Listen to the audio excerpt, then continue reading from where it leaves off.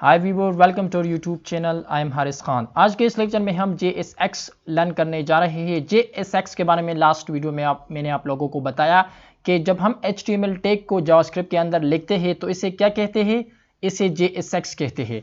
तो इसको मैं क्योंकि रन भी करूँगा तो अपना सर्वर स्टार्ट करते हैं बाय टाइपिंग npm start। तो ये जब से स्टार्ट होता है तब तक हम यहाँ पर एक एग्जांपल देखते हैं।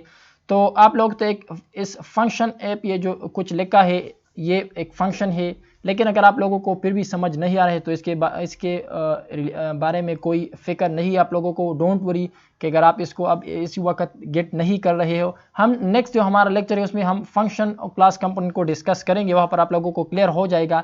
लेकिन यहाँ पर आप फोकस करें कि जैसे कि हमने हेलो वर्ल्ड अपने पहले एग्जाम्पल में डिस्प्ले किया था, हेलो वर्ल्ड। तो ये हेलो वर्ल्ड जो आप लोगों को नज़र आ रहा है ये इनसाइड क्या है, ये इनसाइड HTML है। हेलो वर्ल्ड हमारे पास क्या है, इनसाइड HTML टैग के अंदर है। तो जैसे कि हमारे पास अगर ये रन हुआ, क्योंकि यहाँ पर हमने npm start लिखा है तो वो ब्राउज़र में हमारा जो ऐप है वो ओपन हो रहा है। ये जो हमारा क्या है, ये एक्चुअली ये हेलो वर्ल्ड जो हमने इनसाइड h1 टैग लिखा है ये एक्चुअली इसे हम क्या कहते हैं, इसे JSX कहते हैं। JSX के बारे में दूसरा बड़ी जो बात है वो ये है कि हम इसके अंदर जो कुछ भी लिखेंगे, मीन जो भी जावास्क्रिप्ट हम लिखेंगे तो कर्ली ब्रैकेट्स के अंदर हम लिखेंगे। मिसाल के तौर पर यहाँ पर मैं इसके साथ डिस्प्ले करना चाहता हूँ 5+5। तो 5+5 में जो है कर्ली ब्रैकेट के अंदर लिखूँगा 5+5, तो वो क्या हो जाएगा, डिस्प्ले हो जाएगा। तो ये नहीं है कि मैं क्या कर दूंगा डायरेक्टली हेलो वर्ल्ड के बाद मैंने लिखना है 5+5। वो उसी तरह ही डिस्प्ले हो जाएगा जैसे कि हेलो वर्ल्ड 5+5। लेकिन अगर ये जो आप लोगों को नज़र आ रहा है, अगर इसे मैं रन करता हूँ तो हमारे पास रिजल्ट जो है वो डिस्प्ले हो जाएगा hello world 10। Why it's fail, okay. अपने कोड को कंट्रोल एस करते हैं और जो प्रॉब्लम आया है undefined is here, I think index के अंदर यहाँ पर क्या कहते हैं, लाइन नंबर 2 में इज नॉट डिफाइंड। ओके,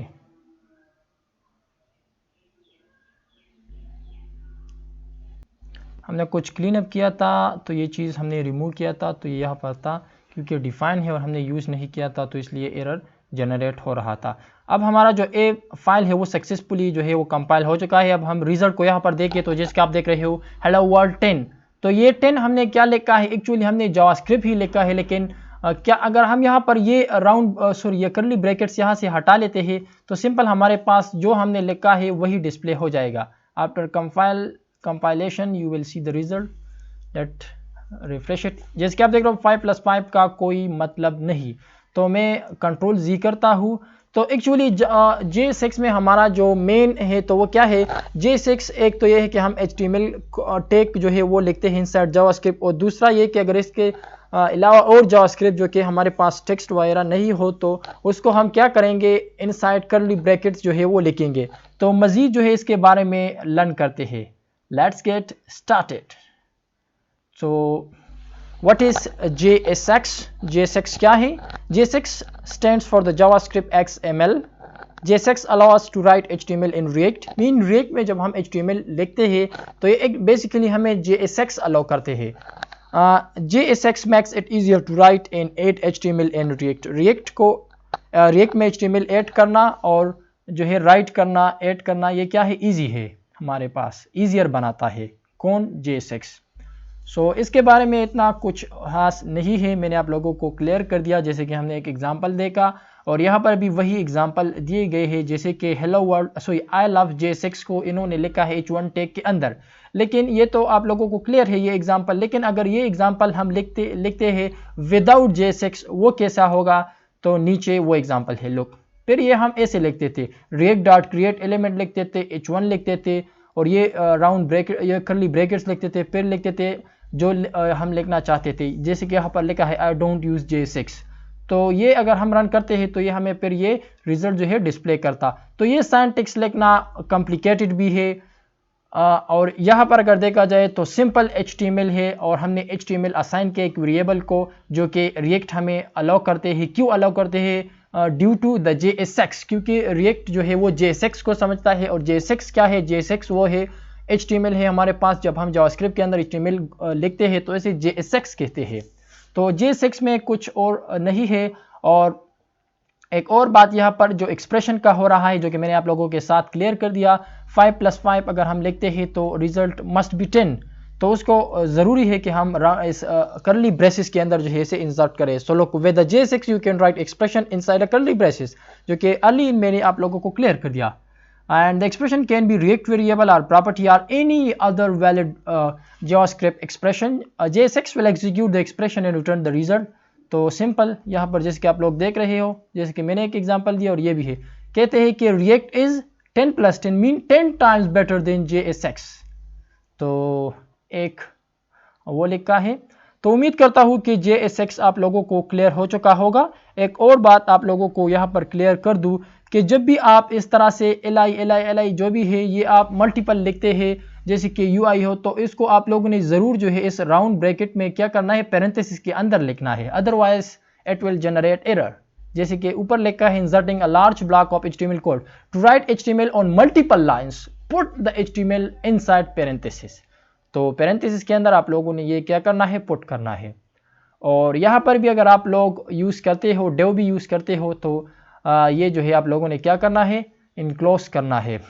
और अगर आप ये 2 हमारे पास यहाँ पर अगर आप देखें तो यहाँ पर अगर आप एक H1 टैग लिखते हैं तो डेव की ज़रूरत फिर आप लोगों को नहीं है, H1 टैग चलेगा। लेकिन अगर आप लोग 2 H1 टैग लिखते हो और आप लोगों ने डेव के अंदर क्लोज नहीं किया है तो it will generate an error. Look, इसको मैं प्रैक्टिकली करता हूँ। यहाँ पर मिसाल के तौर पर ये मेरे पास इसे मैं हटाता हूँ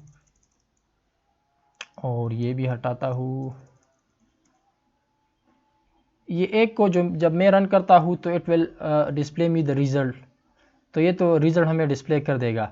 ये हमने वो CSS फाइल रिमूव कर दिया, इसलिए ये एक साइड पे आ चुका है। ये 10 डिस्प्ले कर रहा है। लेकिन अगर मैंने इसको कॉपी किया और अगेन यहाँ से मैं कॉपी करता हूँ इसे और again I am going to paste it, तो ये हमारे पास 2 HTML टैग है। तो ये अब वार्निंग दे रहा है, क्योंकि अगर आप 2 H1 टैग्स यूज़ कर रहे हो, एक से ज़्यादा यूज़ करते हो, तो इसको आपने रैप करना है इनसाइड डेव।